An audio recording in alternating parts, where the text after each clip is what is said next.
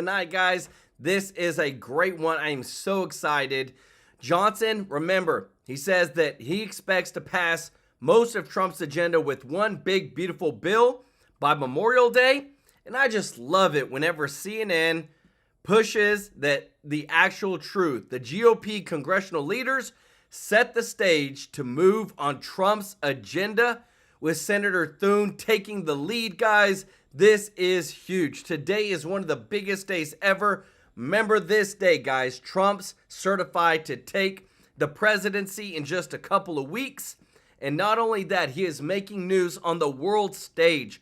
Right now, not only is he making deals, which we're going to get into with Byron Donalds, Ted Cruz in just a moment, but also with other countries. So we know that his son, Don Jr., has been sent to Greenland with other top congressional representatives to meet with their prime minister to talk about some form of acquisition. You heard it here first, guys. On top of that, Canada is now really becoming a reality now that Trudeau has stepped down. But now Trump is calling for the senators and representatives to pass his agenda. We're hearing there's probably going to be two big bills that are going to happen in parallel to get all the things done with what Trump wants on his America First agenda. Ultimate top priority, tax cuts and the border. Also, we have it where Bongino reveals to us that Trump needs to be protected more than ever right now, and that he literally should not trust the FBI or the CIA till he replaces all of their top leadership. Tell me if you agree with Bongino. He has some evidence, guys. Also, the Biden administration just cannot stop. Right now, they have commuted the sentences for 11 Yemeni terrorists who were in cohorts with the 9/11 attacks that were stationed, these terrorists were in Guantanamo Bay, but now their sentences have been commuted and they've been sent to Oman to go be free. For whatever that means, y'all. This guy literally blows my mind. Also, too, Trump has now officially said that his number is over 1,000 people that he is going to pardon on day one, the Jan 6ers for the January 6th protest. Also, you can't make this stuff up. Today, Biden DOJ has announced they want to bring charges on 200 more January 6 cases right before Trump takes office. A ton of breaking news to go through tonight. Guys, appreciate y'all so much. I want to say thank you to everybody that's watching. If you're not subscribed, hit that subscribe button so I can take care of you every day with the top news. Thank you to all of our members in the chat. Let's go green. I love it. If you don't mind, click the thumbs up like button, guys. It really does help to grow the channel. And thank you to everybody that gives a super chat donation, guys. We are so grateful for your support. Remember, we're going to be giving to Tupelo's Mansion Home this month. It's a home where they take care of orphans and kids that don't have families, and they do a wonderful job, guys. I'm so excited for this month, but we got to jump right into this. The amount of information that is coming through with the January 6ers and what's going to happen is huge. Check this out. Badly in November, you have totally lost any moral high ground to oppose it. You have no legal ground either. Also, because in 2022, your party and majority passed a bill called the Electoral Reform Act and Presidential Transition Improvement Act of 2022. This little tidbit right here, I think, is the only thing forcing her to not pitch a fit all over having to certify the election of her own loss. Little section that states, specifies that the role of the vice president during the joint session shall be ministerial in nature, meaning she can't object. So her little video that she put out before this is such a joke. Also raises the objection threshold in Congress to at least 1/5 of the duly sworn and sworn members of both the House of Representatives and the Senate. Look, am I spiking the football about here? You bet I am, because what do I say every day? Make them live by their own rules. But the fact that they passed a law to clarify it meant that in 2020, there was maybe some gray area around it. They clarified it in the law of what Trump was asking Pence. And seeing how they had to drop all the J6 cases together on Trump and that no one actually was charged anywhere with insurrection at all, means that it was not the worst attack on democracy since the Civil War, even though they keep saying that wall to wall today on every network they can get on. In fact, one could argue that in 1983, the attack on our Capitol, where radical leftists bombed the Capitol, that was worse. And their leader, Susan Rosenberg, the leader had her sentence commuted by Bill Clinton, a Democrat. And she went on to sit on the... Guys, and I hate to interrupt, but did you hear that? Not one person has been charged with insurrection from the January 6th protests, but that's all that you hear on the news. Guys, I'm telling you, I love when the facts come out. Deanna Rankin, thank you so much for the super chat. Let's go. Y'all show Deanna some love in the chat. Board of BLM. No wonder we had $2 billion in damage from that group. No moment of silence at the Capitol for that one. And then, as VP candidate, Kamala Harris, oh, that's right. She raised a bunch of money to bail out those same BLM protesters who burnt down cities. Weird. And then she had to stand and certify this election today. It's bittersweet for her. Look at this, guys. The DOJ, though, is preparing to charge another, as of today, another 200 people 4 years later, and you still haven't charged these people? Let it go, guys. This is proof that this was about destroying people who supported Trump. The DOJ is literally terrorizing people. 60 of those 200 people that are pending charges right now, they want to charge with assaulting police officers. Yeah, you would be hard-pressed. I mean, look at that footage right there. You'd be hard-pressed to find 100 people that were even violent at all. They're walking between the velvet ropes. They didn't even go outside of that. Not even the lectern guy who stole the podium did that. But 1,583 people have faced federal charges over the last 4 years, some with extended prison sentences that were held without a trial. Trump has said he's going to pardon every single one of them anyway, so I don't know why they would even go forward with this unless it's a vendetta. Imagine that. And the fact that we're still talking about it means that the left has learned nothing and they have nothing else to do or nothing else to go on. And that was their talking point for 4 years. And America rejected it. Even the courts rejected it. And now Trump is back.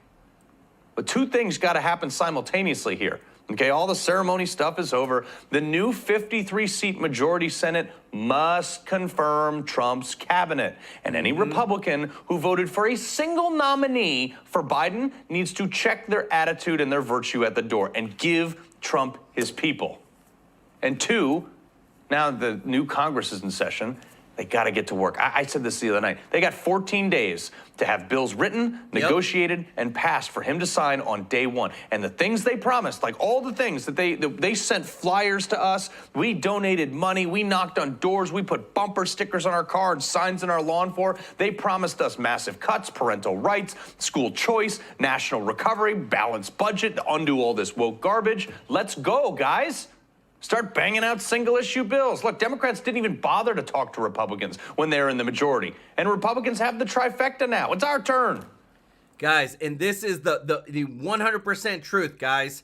Now that this beautiful, I'm telling you, what you're seeing on screen, this beautiful post of Congress officially certifies Trump as winner of the 2024 election, that we're already seeing single bills being put on the table. No tax on Social Security by Thomas Massie. No tax on tips by Byron Donalds and Ted Cruz. But the most important thing that has to get done is this right here. Thank you so much, B1 Sly One, for gifting 5 True Life News memberships. Let's go. Y'all show B1 Sly One some love in the chat, everybody. This is a picture with every single one of Trump's nominees for his cabinet. Now, guys, I'm telling you, if there isn't a dream team like what you're seeing right here, RFK, you've got Pam Bondi, you've got, oh man, I can't see his name. Doug Burgum, Pete Hegseth. Guys, this is amazing, but it's got to get done. It's got to get done fast. And they said they want all these certified by the time Trump gets into office. Joanne Smith, let's go. #1, baby. Y'all show Joanne some love in the chat. Or Joan, or you got to let me know how to pronounce it. But I love it. But again, too, another big part of this, guys, Trump's got to make it to his presidency. And what Bongino says, guys, has me worried because there's just too much in the air when it comes to Trump's safety and what's happened in the past. Check out this. I tweeted this and it went nuclear. Can anyone look up this tweet, see how many impressions it got? Is it over 1 million? I mean, I just tweeted out the other day, January 4th. This is what was on my mind. I want you to know I was still on vacation. I didn't get back until the next day. And this is bothering me so much that I felt the need. This was the one substantive tweet I put out in like a week and a half or so, because it's on my mind, and I am so worried about President Trump's safety. And I'm convinced they got the wrong people in their ears. 2.3 million. Okay, so this thing went pretty nuclear. It says assassination attempts by drone should be on everyone's radar. Everyone's radar. Gary Oldman, the professional style. Everyone. Quote, we're in perilous territory, and liars and frauds in our government aren't being honest about the threat. So a source reached out to me. This is where this is coming from. Now, I have been covering the drone threat to establish bona fides, so you don't think I'm full of, okay? I wrote about the drone threat in my book, The Fight, I wrote 10 years ago. The threat specific to presidential security. It's a threat for our military and everywhere else. But it's actually easier to combat the drone threat in a foreign war zone than it is home, because you have, let's just say, things to worry about here that are easier to mitigate in a war zone.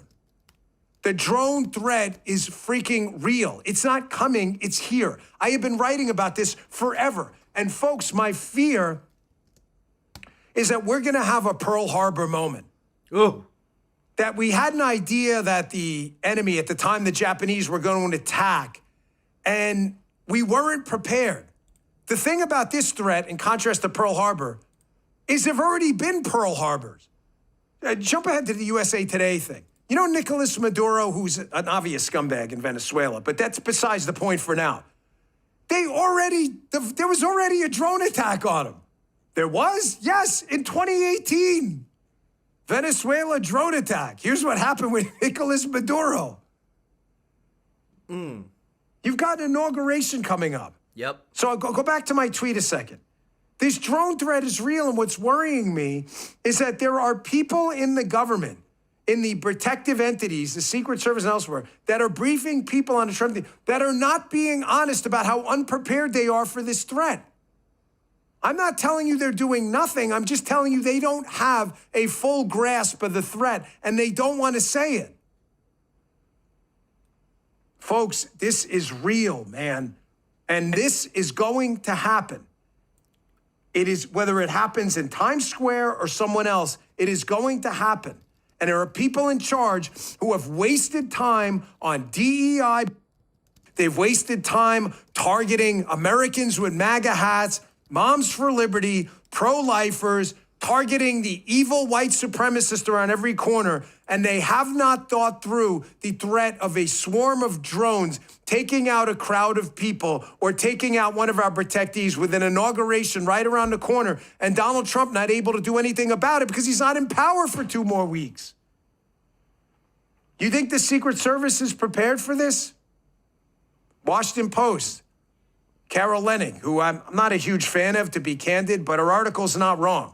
This has been covered. I want to just show. I mean, Susan Crabtree and others have been talking about this forever. I've written about it in my book, but she wrote about it, and she's, it's good. Anyone who can bring attention to it. Washington Post, years of inaction on the crisis at Secret Service set the stage for Trump shooting in Butler. It's a long report. It's worth your time. It's in the newsletter today, bongino.com/newsletter. If you would like to subscribe, it's free. Please read the article. It's accurate. It talks about one of the biggest problems in the Secret Service right now. They don't have any experience. Quote, an exodus of veteran agents over the past 10 years forced the Secret Service to rely on less experienced agents. Recruits with 5 years or less on the job made up 13% of the workforce in 2015. This year, they make up 40%. Wow. Folks, listen to me. The Secret Service is kind of like a ticking time I don't bomb. mean on aptitude, achievement, intellect, anything like that. I just mean on general job logistics. It's like being a surgeon. You simply, any doctors, any surgeons in here, there is no replacement if you were a surgeon for experience. None. You can't watch a Rumble YouTube video. You cannot talk about a surgery. You have to do it. Things go wrong in surgeries. My friend's a surgeon. my buddy Steve. Brilliant guy. This guy's been a surgeon for 25 years. He does head and neck, plastic stuff. He's seen everything. He's seen deviated septum, so deviated, it doesn't even look like a nose anymore, okay? He's had to fix other surgeons' problems. There's no backup to experience. The Secret Service is the exact same way. Mm-hmm. Folks, I'm going to tell you something. I was not, I don't have to talk about myself. I'll talk about other people. Other great agents I saw, great. I mean, you could send them on the most dangerous trip ever and they'd magically find a way to secure it. They'd secure things no one else could do. And they would think of such clever solutions. These guys, 10 years minimum on the job. Minimum. Hundreds of site advances, lead advances, total FUBAR scenarios they got out of before they realized to not get in them. The Secret Service doesn't have these people anymore. The people they have don't know much because they haven't done as much. Even the news people are warning about this. Carnage from the sky. Experts warn a terror drone threat to U.S. after New Orleans. Folks, it brings us to the latest viral news story. The security threat to the United States is real. The Secret Service isn't ready. The FBI isn't ready. The FBI is still covering up the January 6th thing. They haven't even thought about security threats in the way they should be to the United States. Guys, I don't know about y'all, but I say Dan Bongino for director of the FBI. I mean, I know we have, not FBI, but director of Secret Service. I know we've got Kash Patel, who's going to be the director of the FBI, but we need him as the director of the Secret Service. Let me know your thoughts. But I want to show you, this is the post, guys. There's lots of things happening. Trump's not holding back. He's not even president. And look what he's got people doing on behalf of him to help grow America. And we're talking about the acquisition of countries. I'm hearing that the people of Greenland are MAGA. My son, Don Jr., and various representatives will be traveling there to visit some of the most magnificent areas and sites. Really? So they're just sightseeing. Greenland is an incredible place, and the people will benefit tremendously if and when. Is it there, guys? Are we there? Is it happening? Guys, that's a bold statement. If and when it becomes part of our nation, we will protect it and cherish it from a very vicious outside world. Make Greenland great again. Remember, this is only possible because the Prime Minister of Greenland has separated the whole country away from Denmark, who is kind of like their parent in charge of them, and said, nope, we're going out on our own. We're not doing this. Bye-bye. So this is what is making this possible. The literally acquisition of Greenland. On the flip side, you got this guy who literally cannot get over himself, just like you just saw the Biden DOJ to bring, here, let me make this a little bit bigger. The Biden DOJ to bring charges in 200 more January 6 cases at the last minute to throw a wrench in Trump's pardons plan. It don't matter. Trump's going to pardon over 1,000 of them. On top of this, Biden is so bitter at this point. He's mad that he's going out in a really, really bad place. But what I love is that we got people that are coming behind Trump big time. I'm a big fan of this guy, Byron Donalds, and some others that are ready to hit the ground running. Check this out. Colleague Adam Schiff from California got pressed about Democrats' messaging. Watch. The threat that you said that Donald Trump poses to American democracy, why don't you think the American voters heeded your call? It's not. I think that voters were unconcerned, didn't care, don't care about our democracy. They do. But there were things that they cared about even more. Senator, wow. They still do not get it. They still don't get it. No, they don't. Let's face it, the fundamental transformation that President Obama promised us and that Biden tried to implement was fundamentally destroying this country. And Americans realize that. The open borders, the 40-year high inflation, the war on fossil fuels, the weakness that we displayed internationally, which has set the world in flames. So, no, I mean, Joe Biden will go down as the worst president in history. He's trying to do as much damage as possible on his way out the door. January 20th cannot come soon enough. Well, Congressman Donalds, we also have the matter of what this is all going to cost to reform government, because it's going to cost money to undo what Biden did. Like deporting millions of people is going to cost a lot of money. Democrats never worry about costs when they're spending, but now they're raising the alarm. This is from CNN. Goodness. Watch. A lot of what he's talking about on the border and on taxes, this is stuff that's going to cost money. Yeah. So we're actually talking about some of the more difficult parts of this because Republicans are getting ready to put an agenda that's going to be hugely expensive. Again, Congressman, Guys, I can't take it. I can't. Biden just spent $8 trillion, and these people have the audacity to say protecting the southern border and giving Americans tax cuts is going to be too expensive. And he just spent $7 billion on like 7 chargers for electric vehicles, $200 billion to Ukraine. But when it comes to the American people, you dang Democrats are coming out saying, oh, it's going to be expensive. They need to be smacked in the face with some common sense. Put America first. he spent hundreds of billions on Ukraine, hundreds of billions on the illegals, and we're still paying. But now we can't fix it because it's going to cost money? Really? We're going to ignore them, Laura. We're going to get the job done, and we're going to fix these issues.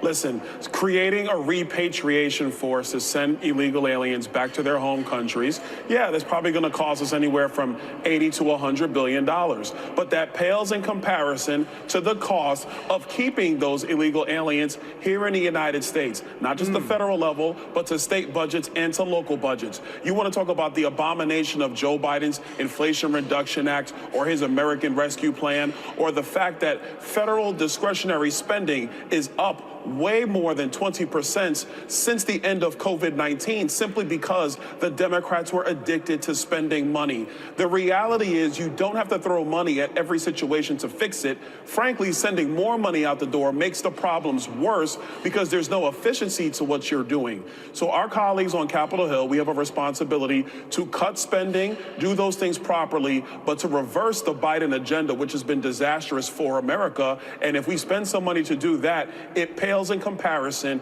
to the future economic success for America and Americans. We're going to get that job done. Yeah, Senator Johnson, you've been around for a while now in the Senate, and you know the institutional roadblocks that are in place to do the types of things that Congressman Donalds was saying in the House. Namely, there are a lot of people who like to spend a lot of money. How do you actually do the cost cutting that's necessary? And it has to happen across the board, including at the Pentagon, where there's a lot of fat to be cut.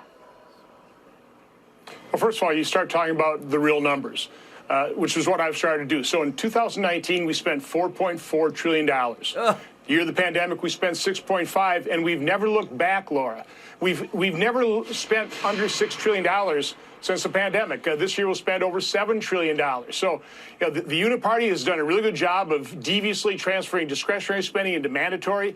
I've laid out a proposal to go back to pre-pandemic spending levels, inflate them by inflation and, you know, population growth, exempt Social Security, Medicare, and interest, and we would have somewhere between $5.5 to $6.5 trillion of spending, saving massive amount of money, more than enough to pay for border security. So again, you look at the numbers, you put yourself back on a reasonable baseline based on pre-pandemic spending. Again, this is like a family who has an illness. That year they're going to spend a lot of money, then their family member gets cured, and they keep spending just like they had the high medical bills. It's absurd. It's not sustainable. It's not reasonable. It's not justified. And Congressman Donalds, during the break, I couldn't help but notice a little bit of a family feud developing on the H-1B visa issue. It's something I've been fighting against for many years.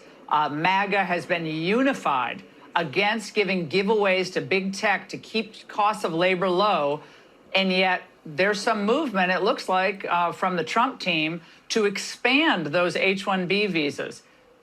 Should that be a cause of concern for the administration that's trying to hold on to its working class cred? I'm not as concerned yet because the number one job we're going to get done is securing the border and then actually sending people back to their countries. That's going to be a monumental task, a monumental lift. I think after that gets done is when you get into immigration policies and how are we actually going to fix our immigration system in a responsible way. The number one job that needs to be done is to protect the American workers here at home. Not saying that there's not any need for any foreign talent to come into the United States, but it cannot be to the detriment of Americans who are trying to get their hands and put their labor to use in our economy to do what's best for their families and for themselves. As long as those are the contours of any immigration policy reforms, then I think we'll be able to land that plane. Senator, do you think Guys, I love it. Getting America put back in check. Paul Triggs from Australia, let's go. Said, can Trump make Australia the 52nd state? The world needs Trump. Let's go. Hey, I'm for it. Grow America's footprint as much as possible all around the world. Y'all show Paul some love in the chat. So just a reminder, everybody, because I bring the receipts. Look how much money has been spent at the federal and state and local level on illegal aliens. This was just from 2022. Hundreds of billions of dollars on education, law, medical, welfare. It's all there. There's this new report that came out today too. I love getting these reports and being able to show you guys. Check this out. When you look at the amount of cost of the paperwork, tracking the administration's regulatory cost, paperwork hours, Biden in 2021, 267 million, guys, paperwork hours. Trump, 67.5 million, Obama, 235. Look at the cost difference. This is where your taxpayer dollars are going, of making rules every single time every single one of these Democratic presidents gets into place to try to control more of your lives. You cannot make this stuff up. This is what happens. This is where the money is going. These are the receipts. Guys, it is ridiculous the amount of hours and time is spent putting regulations into our lives to try to control them. That's all what it's all about. On top of that, again, too, there's a lot of people in Congress that want to spend a lot of money, and I love it. We're getting so much from our girl, Representative Marjorie Taylor Greene. I'm going to get it right, guys. And listen to what she has to say. You know, as always, we want to be diligent and careful watching other foreign powers and foreign countries and their governments and their leaders. But I'll also I think I'm one member of Congress that gets sick and tired of the same old threat after threat that comes out of the State Department, that comes out of the Pentagon, comes out of Washington. This is a city that loves war, and this is a city that builds an industry, the military-industrial base, based on war and attacking foreign countries and murdering people in those countries. While our city, this city right here, this federal government has been completely complicit and basically stood down on the real attack, and that's been the southern border and the drugs that have come across our border, the human trafficking, the sex trafficking, and the fact that children have been the biggest victims of it. So you know what? I'm really sick of the foreign wars. I'm tired of funding the military-industrial base, and I'll be standing up on that big. It's time to focus on our country, our people, like the people in Western North Carolina, East Palestine, Lahaina over there in Maui, and it's time to focus on making life affordable for Americans again and securing our border and securing our city streets. That's number one to the American people. I don't care what Antony Blinken thinks and what foreign dictator and foreign government he really serves. He's not serving the American people when he talks like that. Guys, doesn't she sound like a true patriot? I love it. Getting a true patriot like Marjorie Taylor Greene and putting her in the right place, she can do some really great things. Because this is what your current president is doing. Biden administration releases 11 Yemeni terrorists from Guantanamo Bay to Oman. These people were in cohorts with the 9/11 terrorists, guys. It's crazy. B1 Sly One, thank you so much for gifting 5 TrueLife News memberships. Let's go. I love it, guys. Y'all are doing amazing tonight. If you got a free one, y'all show B1 Sly One some love in the chat. Guys, the most important thing is what's going to happen next in Congress. What's going to happen with the reconciliation? We got some insight today from our boy Ted Cruz. Check it out. Going to go along with President Trump for one big bill. Is that right? You're going to lead the Senate, sir?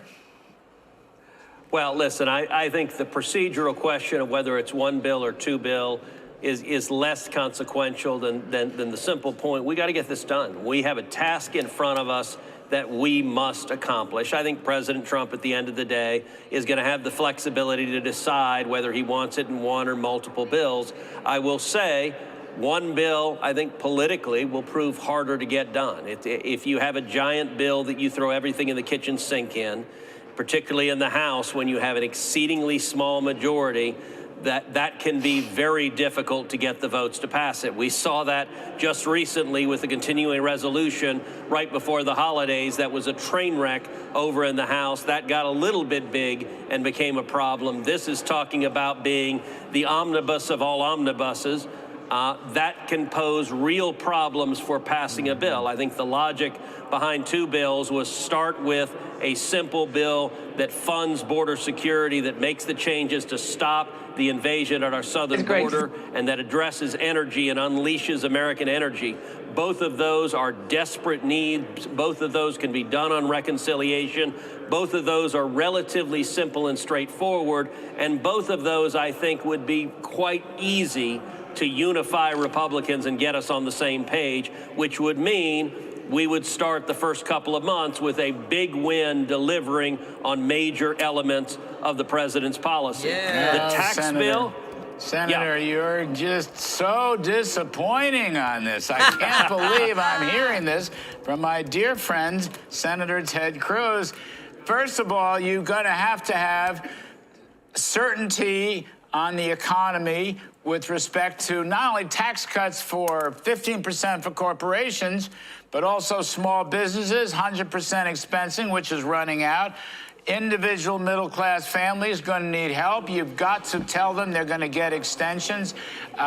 You leave it towards the end of the year. Here, let me take your political point. I disagree with you on almost every point here. I love this. Ooh. Senator, it's all in good fun, by the way. This has never happened. It's all in good fun. I know. It's a first here. This is a great day for first. But look, you take a look at the CR. I agree. Let's look at the CR, which was a fiasco, okay? That should be a leading indicator of how hard it is to get anything through the House at all. Anything at all, big, medium, or small. You're only going to get one bite out of the House apple. Trust me, I mean, this is what Mike Johnson is telling people. It's a common sense position. Furthermore, you yourself, along with President Trump, promised me a middle-class boom. That was the genesis of this whole victory. Economy #1, followed by immigration, and I'm all for closing the border. You're going to have to do it. Get it done. You know what? These bills are almost written already, for heaven's sakes. You won't get what do you expect? Somebody, well, I don't want to use names, but I've had so many calls with Senate leadership. You're not going to get something in January, or it's going to take forever. That's why you may as well throw tax cuts in there. And as Mike Johnson said, you can get it done by April, maybe by May, call it 100 days, call it whatever, call it Trump promises kept. That's what you want. Senator Cruz, I am crushed that you're coming out on the wrong side of this historical divide.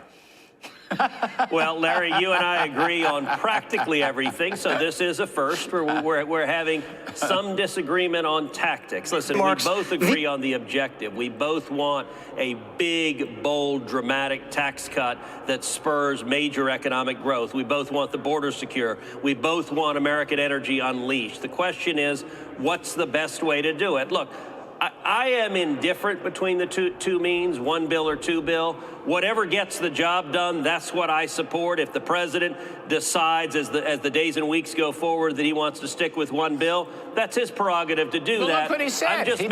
But I am making the point. He said it on Truth Social. He said it on Truth Social. He repeated it on Truth Social. I understand that, but I understand that, Larry. But I also understand seeing legislation move Initially, people thought the CR was going to fly through, and then the conventional wisdom was the problem with the CR is it was too big and it had to get a lot simpler.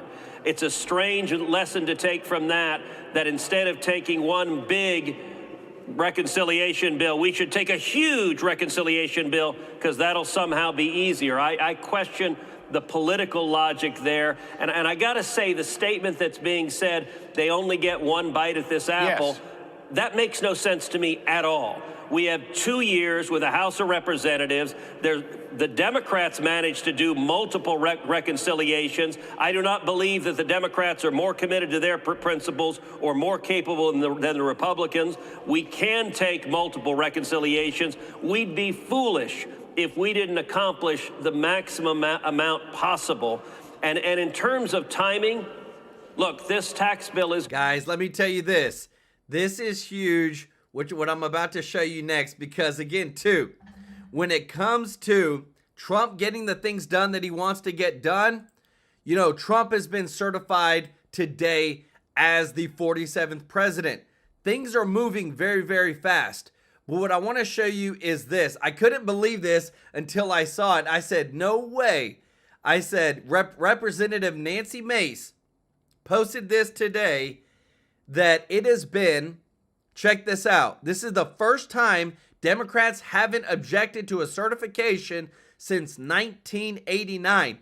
The reason being is because in 2021, they made a law saying that the vice president, who is the person who could object, is not allowed to object anymore when it comes to the certification of elections. So the thing that they put in place, because they thought that they were sticking it to the Republicans, came back to bite them in the butt. And now that's why it went so smoothly today. Bravo, Democrats. Thank you so much. What's new for the super chat? Said, thank you, Joel and mods. Let's go. And GLO said, as a child myself, put into a children's home in Waco, Texas, along with my 2 siblings.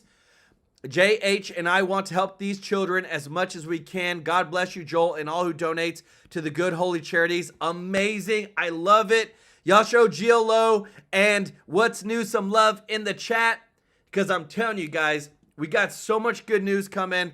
I love that they're literally making deals, not just with the Republicans, the senators, the congressmen and women, but they're making deals with other countries to expand the United States, make us even more greater than we already are, because this has been the greatest comeback in political history. Check this out.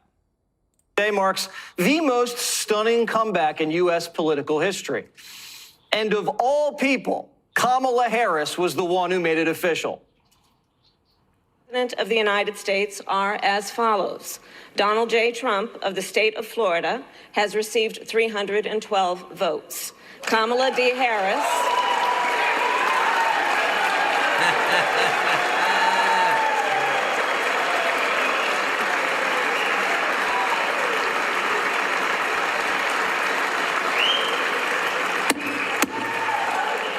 Kamala D. Harris of the state of California has received 226 votes.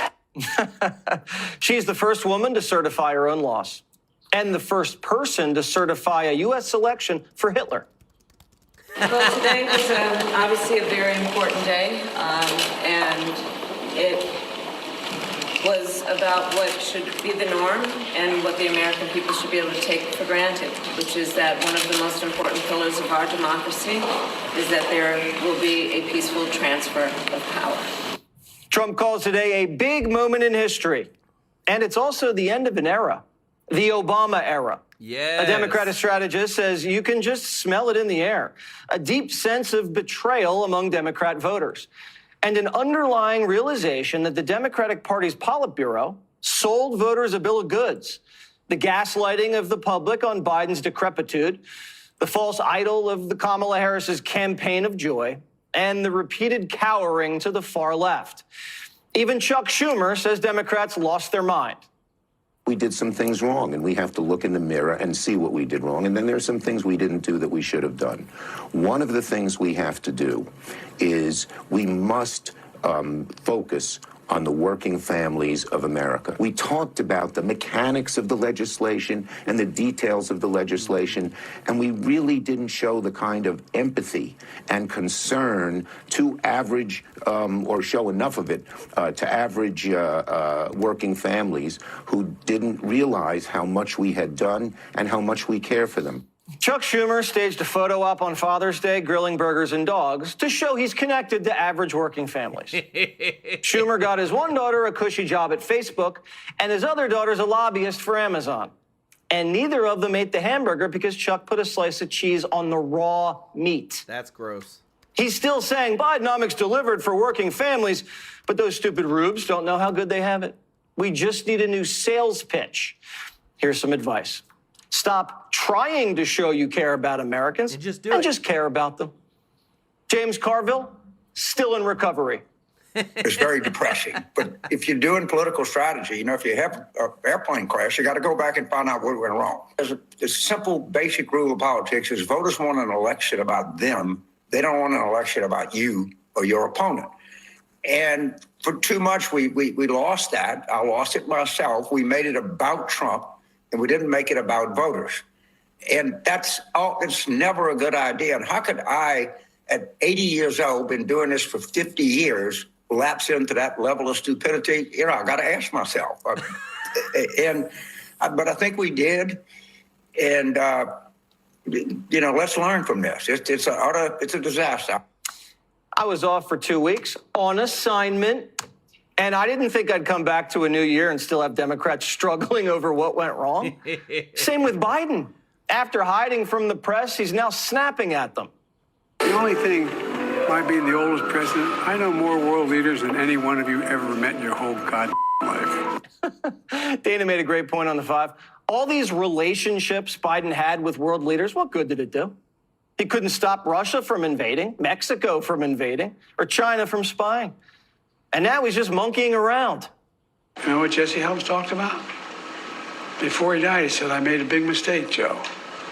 I should have never said what I said. And by the way, I didn't get on with him at all. But know what he said? He said, I should have never said what I said about, you know, all those folks just got out of trees not long ago like monkeys. He said, I was wrong about that. I want to take it all back. People can change, but you got to know them. You got to talk to them. Doesn't mean you'll do it, but things can change. Biden just told that story to new members of Congress. The moral of the story is that old white racists can change? Why is he telling that story? We don't know, but he kept going. By the time Strom Thurmond left the United States Senate, he had, I'm not making a case for him, but he had more African Americans on his staff than any United States senator had. More. Strom Thurmond had an illegitimate child with a black woman. Never denied it, never stopped paying for his upbringing. There's a lot of strange people, a lot of different people. No, I mean, well, I bet I could look at you and I could find some strange things too. No, but I'm really serious. Oh my So my racist friend guys. set the record for the amount of blacks he had working for him, and he got a black woman pregnant. And you have skeletons in your closet too. Welcome to Congress. Later, Biden sang happy birthday to some teenage activists and then forgot his name. Guess what? Tomorrow is his birthday. We have a tradition in our household. Gotta sing happy birthday. You ready? Happy birthday to you. Happy birthday to you. Happy birthday to you. Happy birthday to you. We've all done it. For the first time in a while, the big guy spent the weekend at the White House instead of hunkered down with Hunter in Delaware. And he was handing out presidential medals of freedom like candy canes. There he is. Magic Johnson got one. He deserved it. Hillary Clinton got hers, although she never once led the league in assists. And doesn't she look fantastic?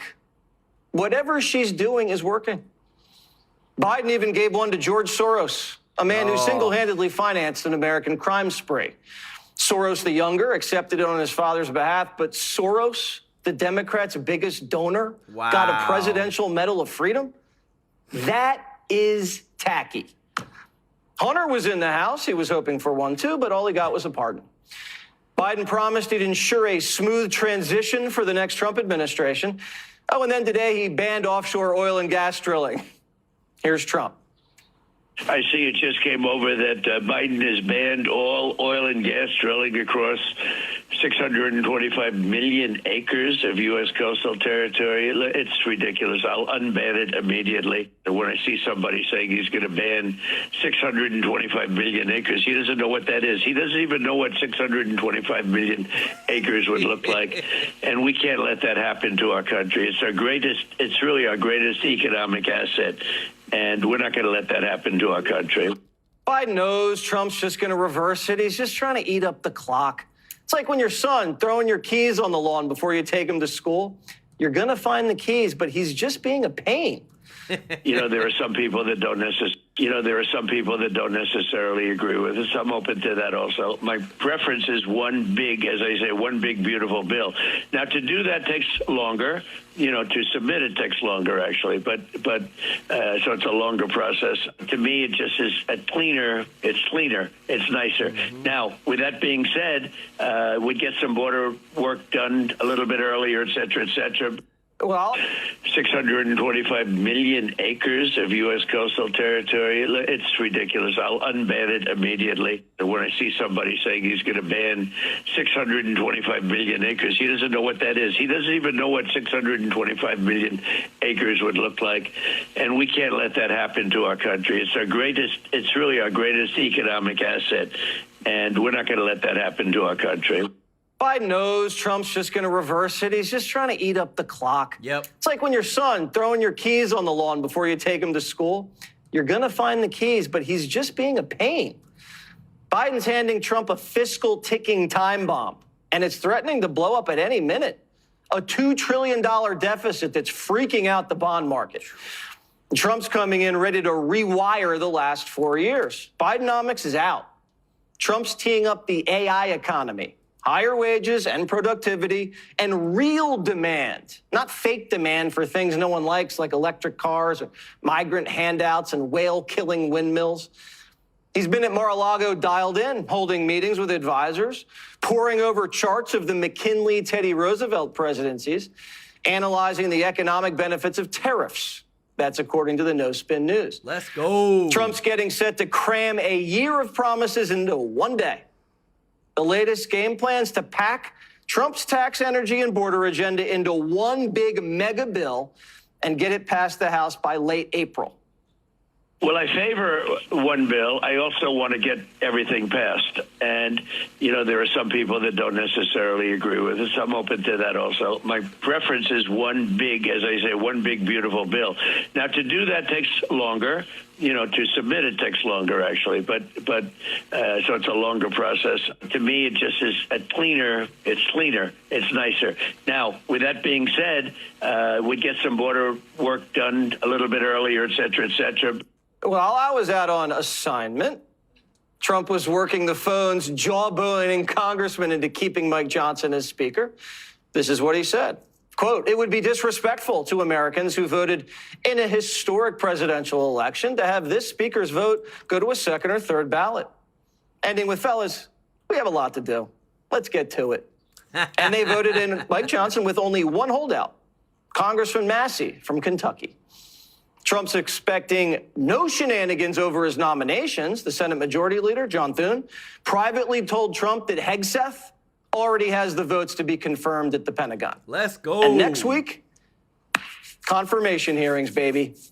We're told it could be Hegseth, Pam Bondi, Tulsi, Kash Patel, and maybe more, all lining the runway before inauguration, which is January 20th. Happens to be Martin Luther King Day. So everybody's going to have the day off. This means there's no excuse for this crowd to not be the biggest crowd in inauguration history. The second Trump term is strictly business. Trump's chief of staff, Susie Wiles, they call her the Ice Maiden, has no tolerance for troublemakers. She wants a no-drama zone at the White House. She's promising it won't be the same chaotic den of self-sabotaging that stymied the first term. She told staffers, I don't welcome people who want to work solo or be a star. My team and I will not tolerate backbiting, second-guessing inappropriately, or drama. These are counterproductive to the mission. So Trump's nominated a bunch of Fox News hosts who aren't allowed to be stars? This should be fun. Young staffers are being told to get ready to work punishing hours. You know, the kind of hours that primetime staff work, 7 a.m. to 9 p.m. This is a stark contrast to the Biden White House. There will not be lids called at 2 o'clock on a Tuesday. The incoming Trump administration wants no sand in the gears this time. That means from the inside or from the outside. The resistance for now has been broken. There's only a few dead-enders like Judge Merchan here in New York, who's announced he's going to sentence Trump for the so-called hush money case this Friday. No jail time, he says. He just wants to get one last whack at the bad boy before he's sworn in. The resistance will regroup eventually, and they'll definitely throw more than a snowball. But this presidency is about to start with a bang. So get ready, and Happy New Year. Guys, what an epic, epic day this has been. Trump is moving forward, and I love it. Like I said, when CNN Politics can't help but put the truth, the GOP congressional leaders are setting the stage to move on Trump's agenda. Thank you so much, Andy, for the super chat. Let's go. He said, why do we still have this rhino Mike Johnson at the Speaker of the House? And Donald Trump had to bend down to him and the Democrats just to take the seat.